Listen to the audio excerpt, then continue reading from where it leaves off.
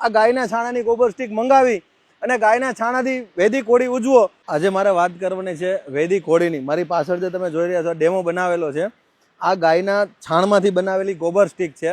આપણી સનાતન સંસ્કૃતિ પ્રમાણે ગાયનું છાણનો જે ઉપયોગ હતો એ જ રીતે થઈ શકો તો કે આ ગાયના છાણને 100 કિલો છાણ ઉપર 1 કિલો ગાયનું ઘી નાખીને જો હવન કરવામાં આવે તો 1 લાખ કિલો ઓક્સિજન ક્રિએટ થાય છે। તો આપણને આ વસ્તુ ગાય માતાએ આપણી વૈદ પરંપરા પ્રમાણે, ઋષિ પરંપરા પ્રમાણે આપણને ફ્રીમાં મળે છે। ફક્ત જરૂરિયાત છે તો આપણી અવેરનેસની, આપણી જાગૃતતાની। તો મિત્રો, મારી આપ સર્વેને નમ્ર વિનંતી છે કે હમણાં ટૂંકો સમયમાં નજીકના દિવસોમાં આપણો એક હોળિકા દહનનો પર્વ આવી રહ્યો છે।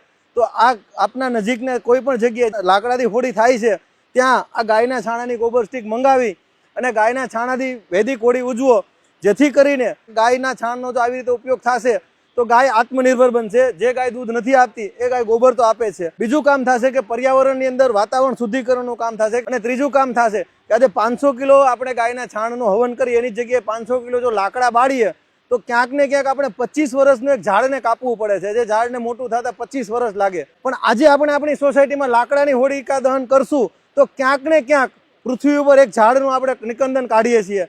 તો મારી આપ સર્વને નમ્ર વિનંતી છે કે આપની આજુબાજુમાં કોઈ પણ જગ્યાએ લાકડાની હોળી થતી હોય તો એના આયોજક મિત્રોને આ વિડીયો પહોંચાડો, આ રીલ પહોંચાડો અને ત્યાં ગાયના છાણની હોળીનું આયોજન થાય એવું આપ સર્વને મારી નમ્ર વિનંતી છે।